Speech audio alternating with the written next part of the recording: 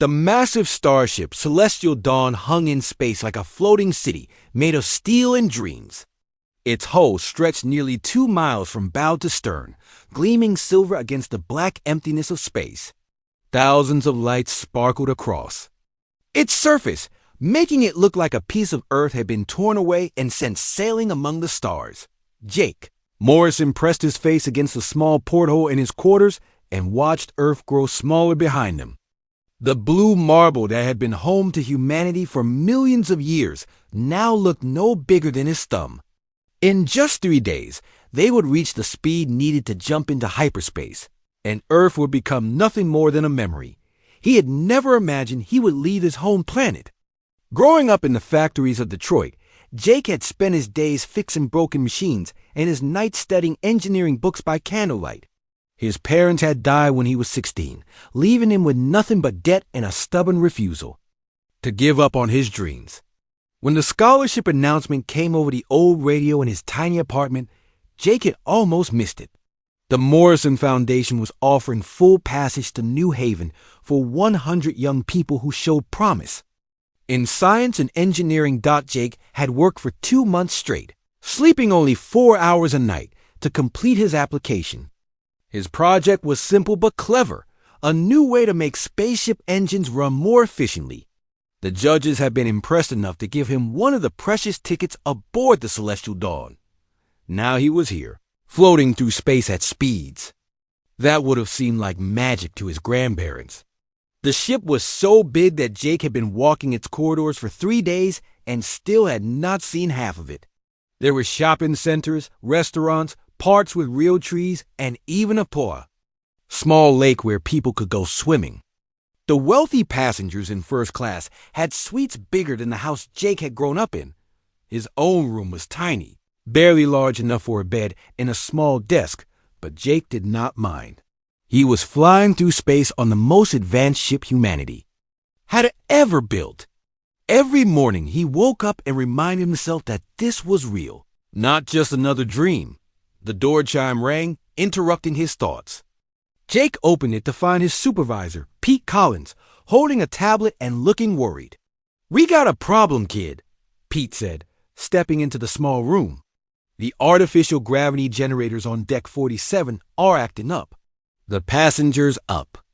They are complaining that their champagne is floating around." Jake grinned. "Rich people problems?" "Rich people with rich lawyers," Pete replied. "Captain Rodriguez wants this fixed fast. I know you are still new, but you are the only one who understands the new gravity systems. The rest of us old guys learned on the previous generation of ships." Jake grabbed his tool belt and followed Pete through the corridors. The Celestial Dawn was divided into clear sections. The lower decks, where Jake lived, housed the 30,000 working-class passengers who had saved for years to afford passage to New Haven. The middle sections held the ship's crew and the engineering departments that kept everything running. The upper decks were home to the 20,000 wealthy passengers who could afford luxury suites and private dining rooms. As they rode the elevator up through the ship, Jake watched the numbers climb higher than he had ever been. When the doors opened on deck 47, he stepped into a world he had only seen in movies. The corridor was wide enough for 10 people to walk side by side, with real wooden panels on the walls and carpet so thick his feet sank into it. Crystal chandeliers hung from the ceiling, though some of them were slowly rotating as the gravity fluctuated. "This is amazing," Jake whispered. "Try not to touch anything," Pete warned. "Everything up here costs more than we make in a year." They walked past shops selling jewelry and clothing that Jake knew he could never afford.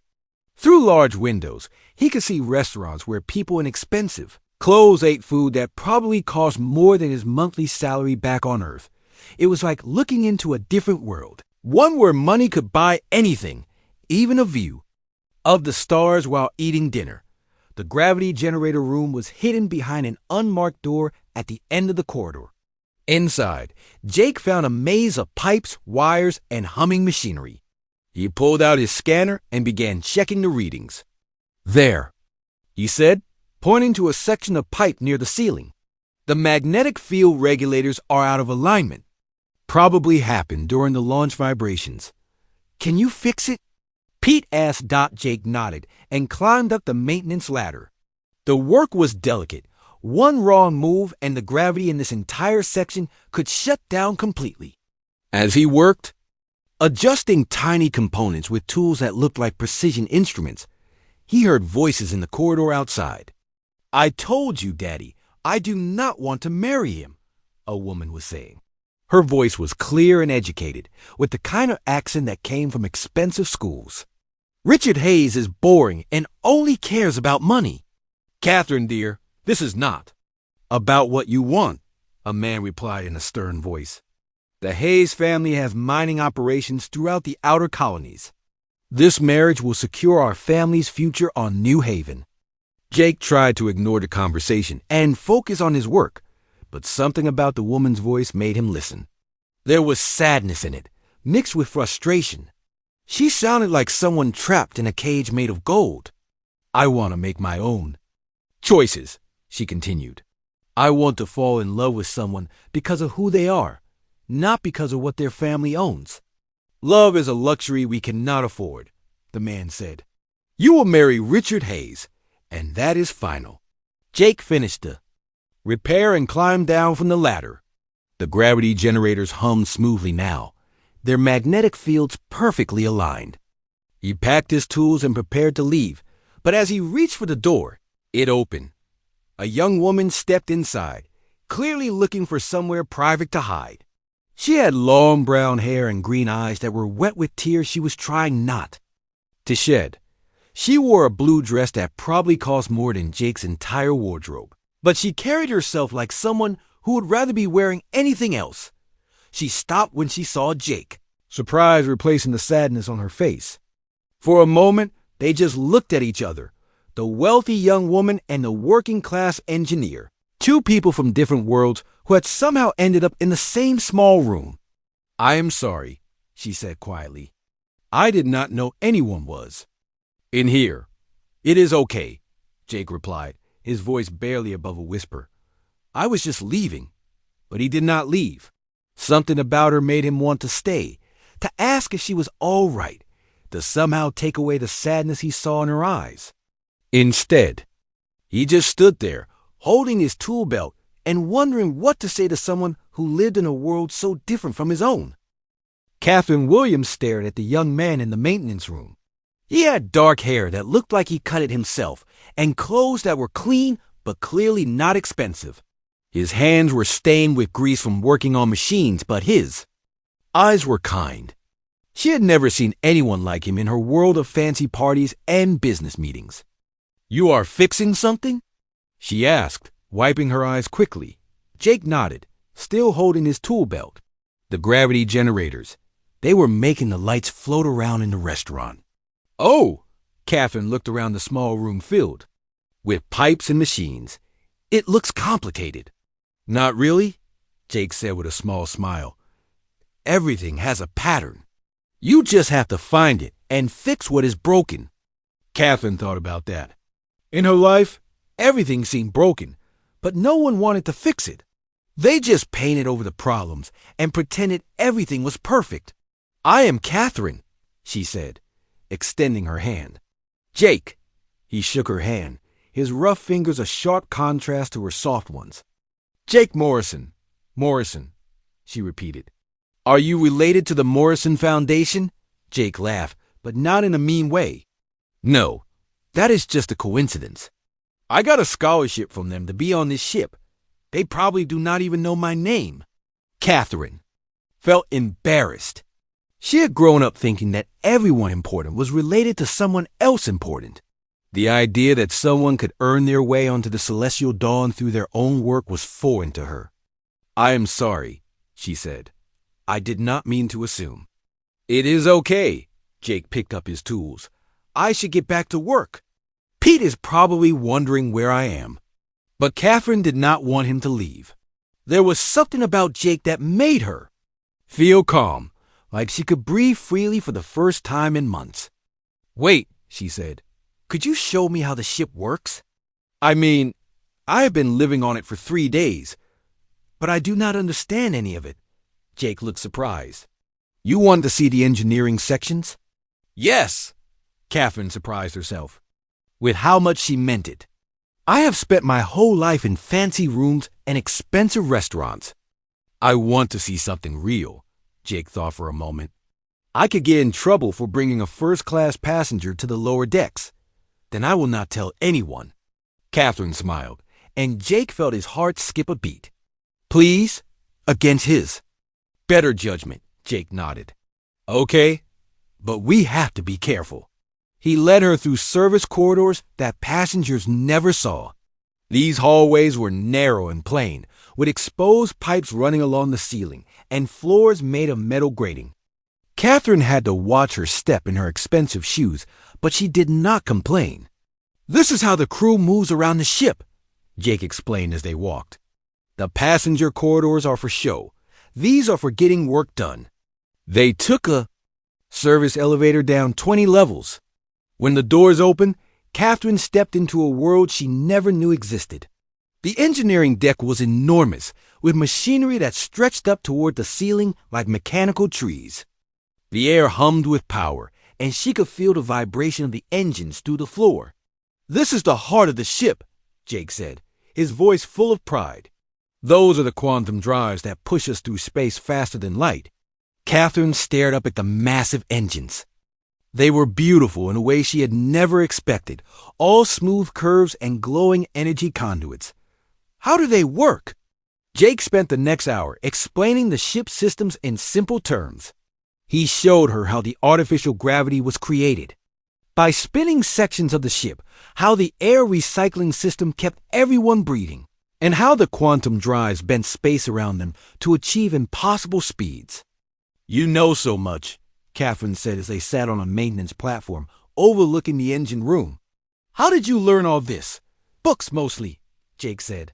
And taking apart every machine I could find as a kid. My parents thought I was crazy. What?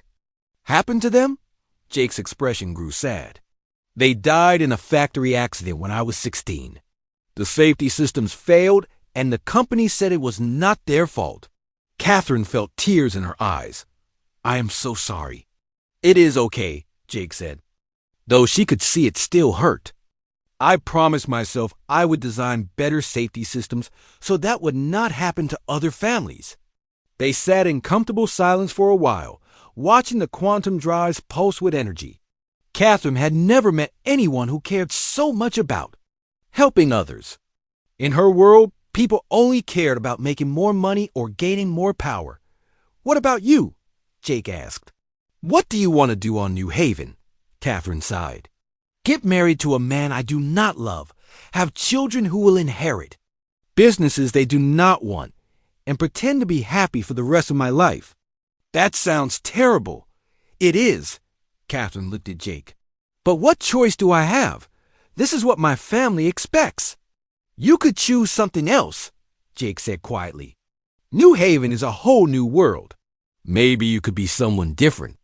There, Catherine had never thought about that possibility. Her father had already arranged everything, where they would live, who she would marry, what charity she would support. But Jake was right. New Haven was far from Earth, far from all. The old rules and expectations. What would I do? She asked. I do not know how to fix machines or build things. You could learn, Jake said. You are smart. I can tell. No one had ever told Catherine she was smart before. Pretty, yes. Well-mannered, certainly. But never. Smart. Over the next few days, Catherine found excuses to visit the engineering sections. She told her father she was exploring the ship, which was not entirely a lie. Jake showed her different parts of the Celestial Dawn, the hydroponics gardens where food was grown, the communication center that kept them in contact with Earth, and the observation decks where they could watch the stars. They talked about everything. Jake's dreams of designing safer spaceships, Catherine's secret love of astronomy, their hopes for what they might find on New Haven. Catherine learned that Jake had taught himself to play guitar, and that he wrote songs about the places he wanted to visit. Jake discovered that Catherine could speak 4 languages and that she had read every book in her father's extensive library. "You should have been born on my side of the ship," Jake said one evening as they watched the stars from a maintenance window. "You would have made a great engineer." "And you should have been born on mine," Catherine replied. "You have more class than most of the people in first class." They were standing close together, looking out at the infinite darkness punctuated by distant suns.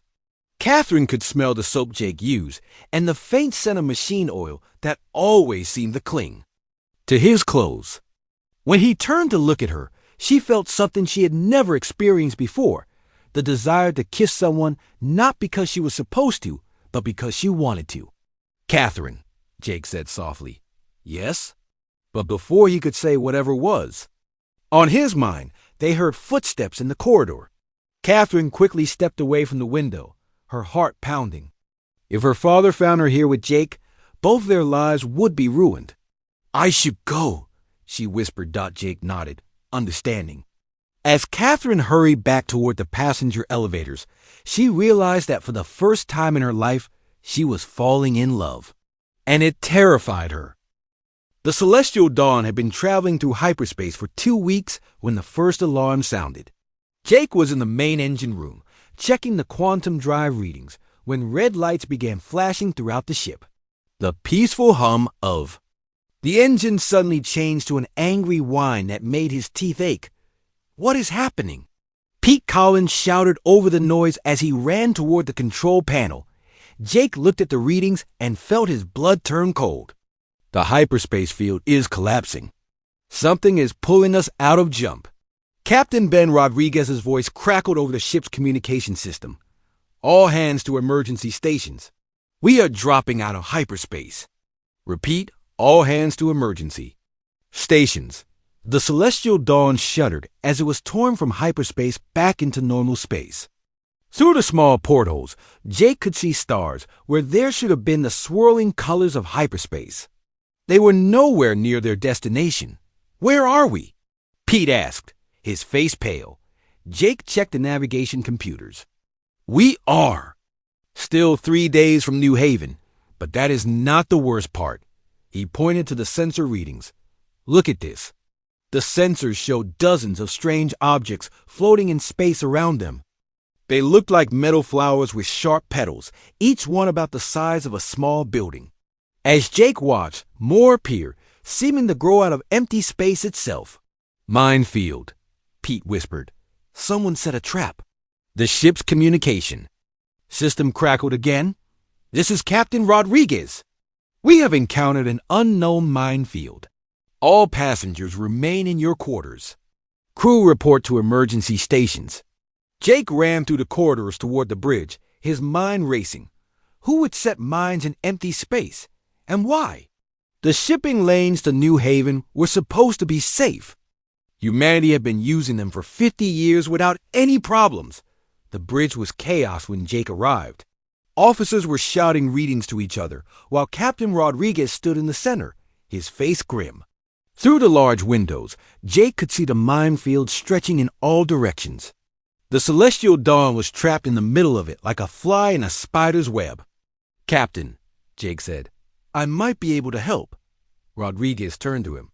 "Morrison, right? The scholarship kid with the engine innovations?"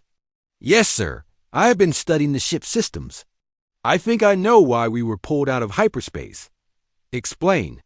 Jake pointed to the tactical display. "Those mines are not just explosives. They are quantum disruptors. They create a field that makes hyperspace travel impossible. Someone wanted to force ships to drop out of hyperspace right here. But who would do such a thing?" Rodriguez asked Dot before Jake could answer. The communication system activated again. But this time, the voice was not human. It was musical and strange, like wind chimes in a gentle breeze.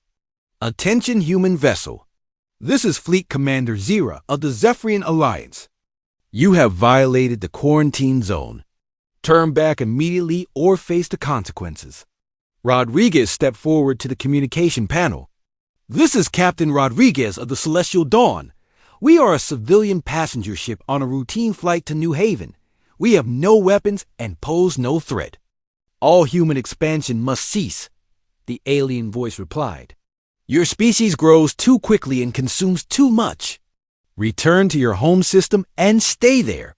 We have 50,000 innocent people aboard this ship, Rodriguez said, his voice firm but respectful. Many of them are families with children. Surely we can discuss this. The time for discussion has passed. You have 1 hour to begin your return journey. The communication cut off, leaving the bridge in stunned silence. Jake felt his heart pounding. An hour to turn around a ship this size and get it moving back toward Earth. It was impossible. Sir, the navigation officer said, even if we could turn around, we do not have enough fuel to make it back to Earth. We use most of our reserves getting this far. And we cannot go forward through the minefield, the tactical officer added. Those quantum disruptors would tear the ship apart. Jake studied the minefield pattern on the displays. There had to be a way through. There was always a way if you could find the right pattern.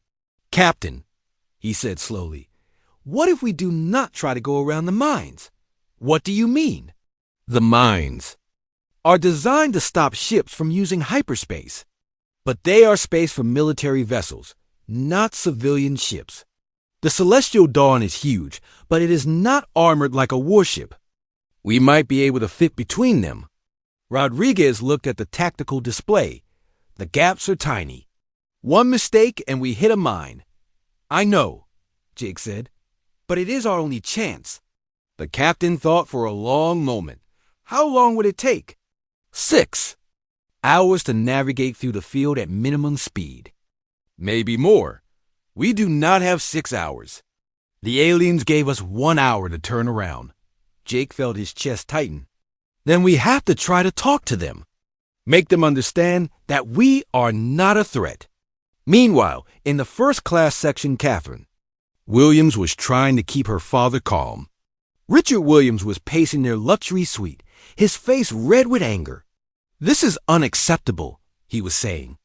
I have important business meetings on New Haven. The Hayes family is expecting us. Daddy, please, Catherine said. There are aliens out there with weapons. Our business meetings are not important right now. Everything is important right now. Richard snapped. Do you know how much money I have invested in this trip? How many deals depend on us reaching New Haven on time? Catherine looked out the window at the strange mines floating in space. Each one was beautiful in its own way, like deadly metal flowers blooming in the darkness. But she was not thinking about their beauty. She was thinking about Jake, somewhere in the ship, probably trying to figure out how to save them all. She had not seen him since the emergency began. All passengers were supposed to stay in their quarters, but Catherine was worried about him. She knew he would be in the most dangerous parts of the ship, working with the engines and the navigation systems. I need to go check on something. She told her father. You are not leaving this room, Richard said firmly. It is too dangerous. Daddy, I will be careful. No, Catherine. I have already lost too much. I will not lose you too. Catherine stared at her father. What do you mean? You have lost too much. Richard's face softened slightly. Your mother would never forgive me if something happened to you. She made me promise to keep you safe. 4. The first time in months, Catherine saw her father not as a businessman, but as a scared parent. She sat down next to him on the expensive couch. We are going to be okay, she said quietly. The crew knows what they are doing. I hope you are right, Richard said. But I have a bad feeling about this. Back on the bridge, Jake was working frantically with the navigation computers. The alien ships were moving closer, their weapons charging with energy that made the space around them shimmer. 30 minutes, Rodriguez announced. Morrison, do you have anything? Jake looked up from his calculations. I found a path through. The minefield. It is narrow and dangerous, but it might work. Might work is not good enough. It is all we have, sir. Rodriguez looked around the bridge at his officers. Each one nodded slightly. They knew the situation was desperate, All right, Morrison, plot your course. We are going to thread the needle. As Jake entered the navigation data, the alien ships moved even closer. The Celestial Dawn was running out of time, and 50,000 lives hung in the balance. The Celestial Dawn moved through the minefield like a giant threading a needle. Jake stood at the navigation controls, his hands steady despite the sweat dripping down his face. Every few seconds, he made tiny adjustments to their course as the massive ship slipped between the deadly quantum mines. Distance to nearest mine, 200 meters and closing, called out the sensor operator. Captain Rodriguez watched the main screen, where the mines looked like glowing thorns ready to tear their ship apart. Steady as she goes, Morrison. The ship shuddered as they passed between two particularly large mines. Through the bridge windows, everyone could see the alien devices up close. They were even more beautiful and terrifying than they had appeared on the sensors. Each mine was covered in intricate patterns that seemed to move and shift like living metal. 100 meters, the sensor operator announced. The bridge was completely silent, except for the hum of the engines and the soft beeping of the navigation computers. Everyone held their breath as the Celestial Dawn squeezed through the gap. Clear, Jake said quietly. We made it through that section. But there were still dozens more mine clusters ahead of them. Jake wiped his forehead and began calculating the next course correction. In the passenger sections, people were gathering in the common areas, despite the order to stay in their quarters. The wealthy passengers from first class stood next to working. Families from the lower decks, all of them united by fear and hope. Catherine had finally convinced her father to let her lead their suite. She made her way through the corridors, heading toward the engineering sections, where she hoped to find Jake. Along the way, she saw something that surprised her. In the main passenger lounge, a group of musicians from the ship's entertainment staff were playing soft music to keep people calm. Nearby, doctors from the medical bay were checking on elderly passengers and families with small children. Most surprising of all, she saw wealthy passengers from first class sharing their expensive food and drinks with families who could not afford such luxuries. Mrs. Patterson, Catherine heard someone say. She turned to see an elderly woman from first class talking to a young mother holding a crying baby. Please, take my cabin, Mrs. Patterson was saying. It has more room for your family. I can stay here in the lounge. I could not ask you to do that, the young mother replied. You are not asking. I am offering. Mrs. Patterson gently touched the baby's head. Children need quiet and comfort. My cabin has both. Catherine watched in amazement as similar scenes played out around her. People who had never spoken to each other before were now sharing resources and offering help. The crisis was bringing out something beautiful in the passengers of the Celestial Dawn. She finally reached the engineering section and found Jake in the quantum drive control room. He was not alone.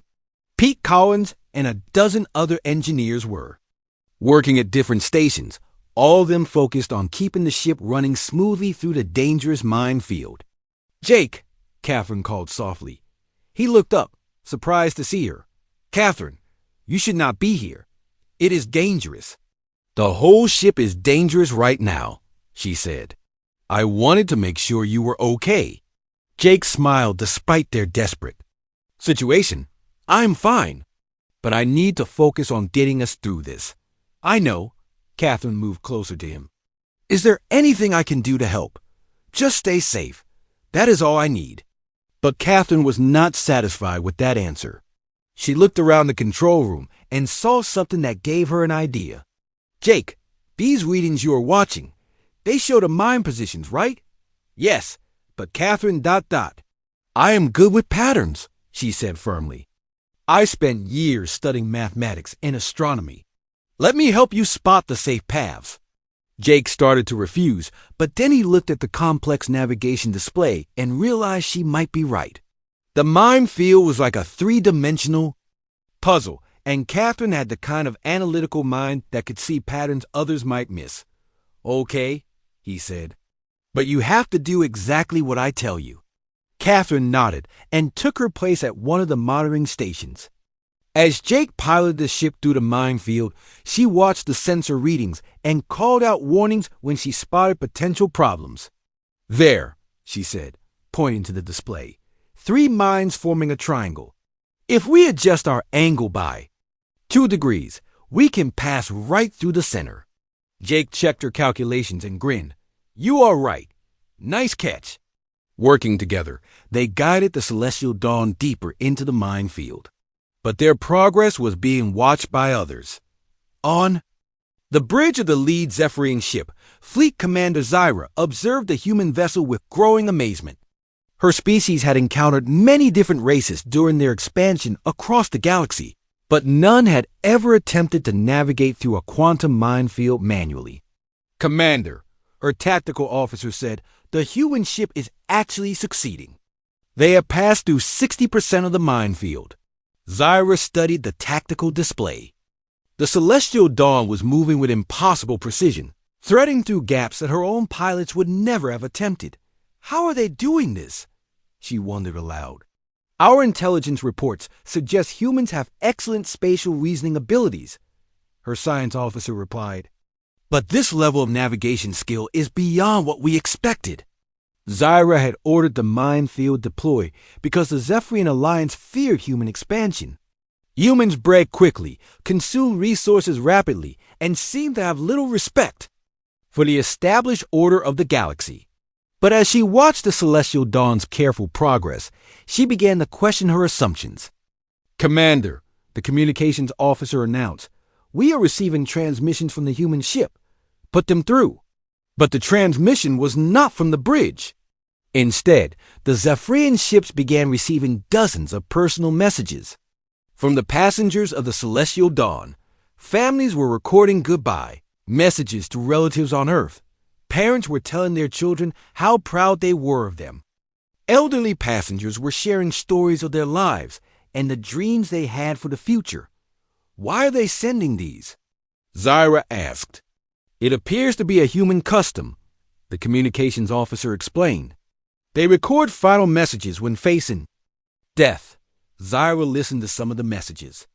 A father told his son to be brave and take care of his mother.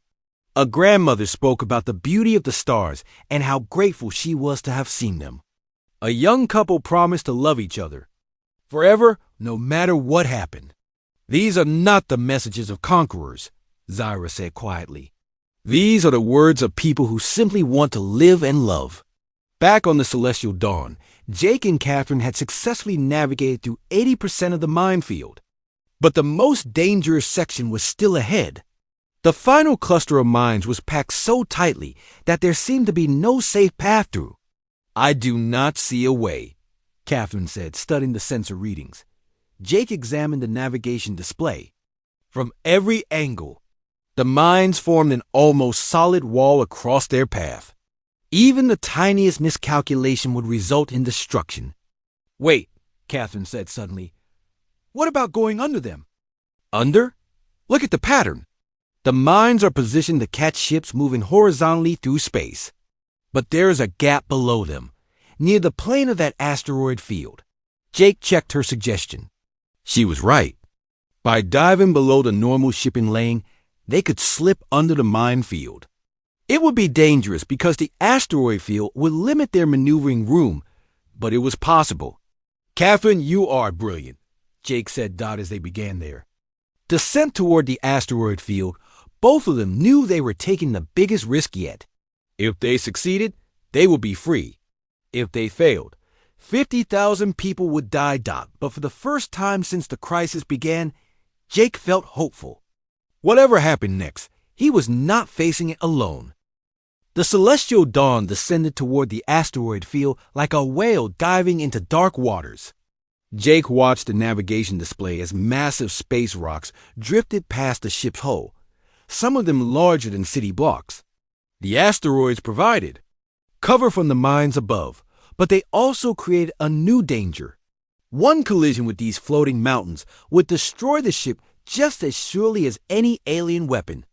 "Distance to asteroid surface, 500 meters," called out the sensor operator from the bridge. Catherine stood beside Jake in the engineering control room, her eyes fixed on the mine detection display. The quantum disruptors were still active. Above them, their energy readings showing as angry red blips on the screen. "The mines are following us," she said quietly. Jake looked at her readings and felt his heart sink. She was right. The alien devices were slowly moving to match their course, like predators stalking prey. They are adapting to our movement pattern. Jake realized, the mines are not just floating in space. They are actively hunting us. On the bridge, Captain Rodriguez received this news with grim acceptance. How long before they catch up to us? At current rate of descent, maybe 20 minutes, Jake replied over the communication system. And how long to clear the minefield? Completely? Jake checked his calculations. 45 minutes minimum. The mathematics were cruel. The mines would catch them long before they reached safety. In the passenger sections, people were saying goodbye to each other. The musicians were still playing, but their songs had become softer, more like lullabies than entertainment. Children, who did not fully understand the danger, clung to their parents, sensing the fear in the adults around them. Catherine's father, Richard Williams, had finally left his luxury suite and was helping distribute emergency supplies to families in the palace. Lower decks. Catherine hardly recognized him. The arrogant businessman she knew had been replaced by someone who seemed genuinely concerned about others. "Daddy," Catherine said when she found him carrying blankets to a family with 3 small children. "What are you doing?" "Helping," Richard said simply. "I spent so many years thinking money was the most important thing. But when you might die in the next hour, you realize that people matter more than profit." Catherine felt tears in her eyes. This was the father she had always hoped to know, the man hidden beneath years of business deals and social expectations. "I'm proud of you," she said. Richard smiled sadly. "I wish your mother could see this. She always said I needed to remember what was truly valuable in life." Back in the engineering section, Jake was working frantically to find a solution. The ship could not outrun the mines, and there was nowhere to hide among the asteroids. But as he studied the quantum drive readings, an idea began to form. "Catherine," he said slowly, "what if we do not try to run from the mines?" "What do you mean?" "The mines use quantum disruptors to pull ships out of hyperspace. But the quantum drives on this ship are the most advanced ever built. What if we overload them?" Catherine looked at the drive specifications. That would create a massive energy explosion. It could destroy the ship, or it could create an energy pulse that disables the mines, Jake said. Like an electromagnetic pulse, but using quantum energy instead. "You are talking about turning our own engines into a weapon." "Not a weapon. A defensive measure." Jake pulled up the technical specifications. "If we overload the quantum drives in a controlled way, we could create a pulse that disrupts the minefield without destroying the ship." "Could," Catherine repeated, "but you are not sure." "No," Jake admitted. "I am not sure, but it is the only chance we have." Catherine studied the numbers. The plan was incredibly dangerous. If Jake miscalculated the overload sequence, the explosion would vaporize the Celestial Dawn instantly. But if they did nothing, the mines would destroy them anyway. "What do you need me to do?" she asked. Jake felt a surge of love and admiration for this brave woman who was willing to risk everything to help save the ship. "I need you to monitor the quantum field stability while I adjust the overload sequence. If the fields start to collapse too quickly, you have to tell me immediately. And if I am too late," Jake took her hands in his, "then we die together." Catherine squeezed his hands. "I love you, Jake Morrison." "I love you too, Catherine Williams." They kissed then, surrounded by the humming machinery that might soon destroy them both. For a moment, the danger and fear faded away, leaving only 2 people who had found something worth dying for. Then Jake turned back to the quantum drive controls and began the most dangerous procedure of his life. On the Zephyrian command ship, Fleet Commander Zero was monitoring the human vessel's energy readings when she noticed something strange. "What are they doing?" she asked her science officer. Unknown, Commander. Their quantum drives are built into dangerous levels. It appears they are attempting some kind of controlled overload. That is impossible, Zyra said. No species has ever successfully overloaded quantum drives without destroying themselves. Perhaps the humans do not realize the danger. But as Zyra watched the energy readings, she began to suspect something different. The power buildup was too precise, too. Carefully controlled to be accidental. The humans were deliberately risking destruction rather than surrender. Commander, her communications officer announced, we are receiving another transmission from the human ship. Put it through. This time, the voice belonged to Captain Rodriguez. Zephyrian Fleet, this is Captain Rodriguez of the Celestial Dawn. We are about to attempt an emergency procedure that may result in the destruction of our ship.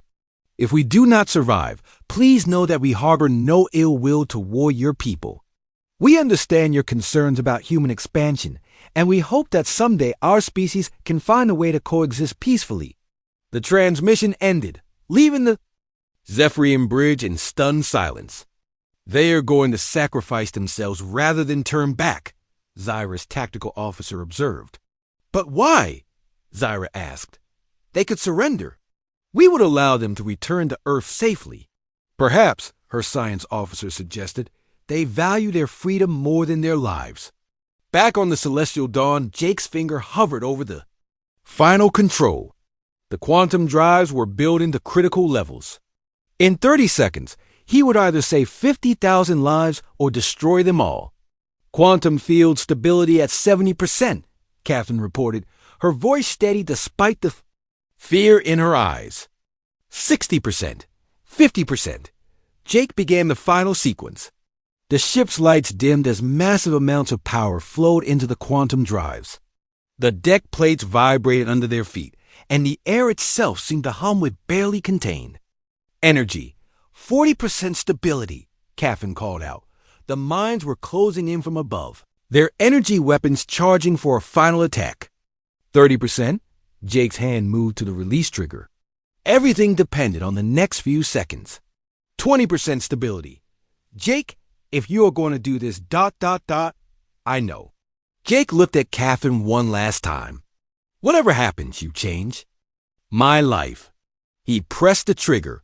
The Celestial Dawn erupted in a blaze of quantum energy that lit up the asteroid field like a new star being born. The quantum pulse exploded outward from the Celestial Dawn like ripples in a cosmic pond. The wave of energy hit the mines first, causing them to flicker and spark as their systems overloaded. One by one, the deadly devices went dark, their quantum. Disruptors failing as the pulse scrambled their electronics. Jake held his breath as he watched the sensor readings. The ship's own systems had shut down automatically to protect themselves from the pulse, leaving them drifting in space among the asteroids. For several terrifying minutes, they floated in darkness with no power and no way to know if their desperate plan had worked. Emergency power coming online, Pete Collins announced from across the engineering bay. Slowly, the lights began to flicker. Back to life. The quantum drives hummed softly as they restarted, their dangerous overload sequence complete. Jake looked at the mine detection display and felt his knees go weak with relief. The mines are dead, he said quietly. All of them. Catherine threw her arms around him, tears streaming down her face. We did it! We actually did it! On the bridge, Captain Rodriguez received confirmation from all departments that the ship was intact and functional. The quantum pulse had disabled every mine in the field without destroying the Celestial Dawn. It was nothing short of a miracle. All stations report ready for navigation, the helmsman announced. Set course for New Haven, Rodriguez ordered. Best possible speed. But their celebration was interrupted by a new transmission from the Zephyrian fleet. Jake and Catherine hurried to the bridge to hear what Fleet Commander Zyra would say. Human vessel Celestial Dawn, came the musical alien voice. We have monitored your successful navigation of the mine field. This achievement was ... unexpected. Captain Rodriguez stepped forward to the communication panel. Commander Zyra, We hope this demonstrates that humans are not the threat you believe us to be. We seek only to build new homes among the stars, not to conquer or destroy." There was a long pause before Zira responded. "Your species has shown remarkable courage and ingenuity. But more importantly, we have observed your behavior during this crisis. Your people helped each other without regard for social status or personal benefit. This is not the behavior we expected from a conquering species." Jake felt Catherine take his hand as they listened to the alien commander's words.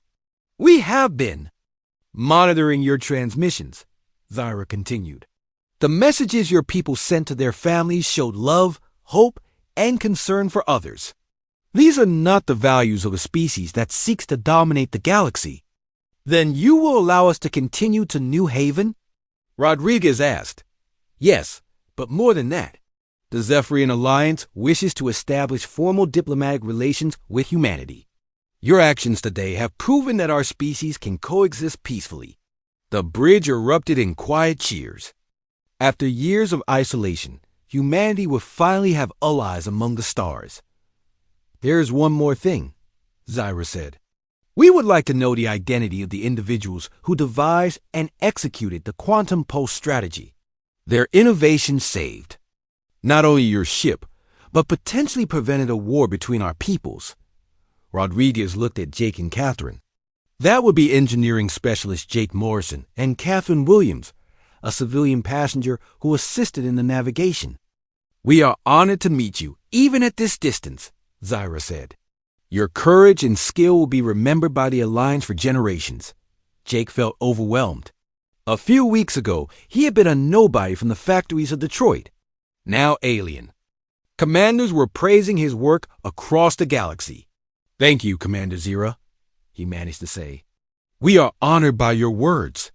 As the Zephyrian ships departed, the Celestial Dawn continued its journey to New Haven.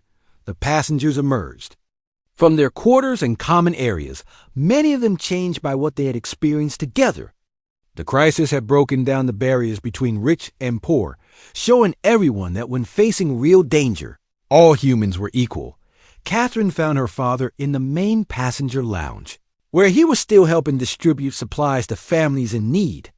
The arrogant businessman she had known was gone, replaced by someone who genuinely cared about others. "Daddy," she said, "I need to tell you something." Richard looked up from the medical supplies he was organizing. "What is it, sweetheart?" "I am not going to marry Richard Hayes." Her father nodded slowly. "I figured as much. I have seen how you look at that young engineer." Catherine was surprised.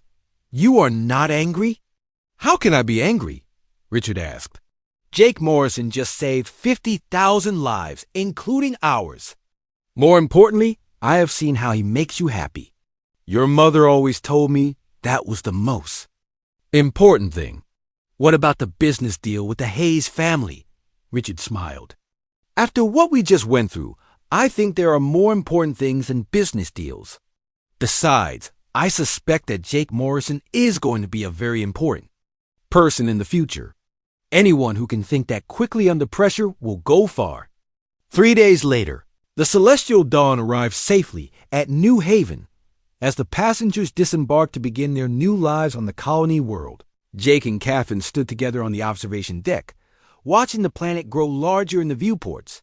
New Haven was beautiful, a world of blue oceans and green continents, with cities that sparkled like jewels in the sunlight. It represented hope and possibility, a place where people could build something better than what they had left behind. "So, what happens now?" Catherine asked. "I have been offered a position with the Colonial Engineering Corps," Jake said. "They want me to help design the safety systems for the next generation of passenger ships. And I have been accepted to the New Haven Technical Institute," Catherine added. "It turns out I really do want to be an engineer," Jake smiled. "Your father was right. You are going to be very important someday." They were married 6 months later in a simple ceremony on the shores of New Haven's largest ocean. Richard Williams walked his daughter down the aisle, proud of the woman she had become and the man she had chosen to share her life with. The The wedding was attended by passengers from all sections of the celestial dawn, united by their shared experience of survival and hope. Captain Rodriguez performed the ceremony, and Pete Collins served as Jake's best man. Even Fleet Commander Zyra sent a message of congratulations from the Zephyrian homeworld. 5 years later, Jake Morrison had become the chief designer of passenger ship safety systems for the entire colonial fleet. His innovations had saved hundreds of lives and made space travel safer for everyone.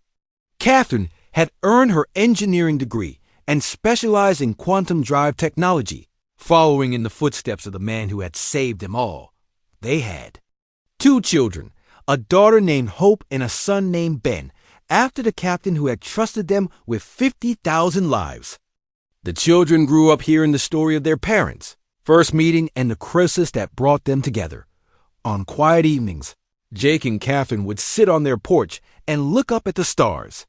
Somewhere out there, the celestial dawn continued its routes between Earth and the colonies, carrying new passengers to new worlds. The quantum mines were gone, replaced by Zephyrian navigation beacons that help guide human ships safely through space. Do you ever regret it? Catherine asked one night as they watched the ship's lights move across the sky. Regret what? Leaving Earth, giving up the life you might have had. Jake took her hand and smiled. I found everything I ever wanted among the stars. How could I regret that? Above them, the stars shine down on New Haven like distant promises of hope, love, and endless possibility. And somewhere in the cosmic distance, the heart of humanity continued to beat, carrying its dreams across the galaxy.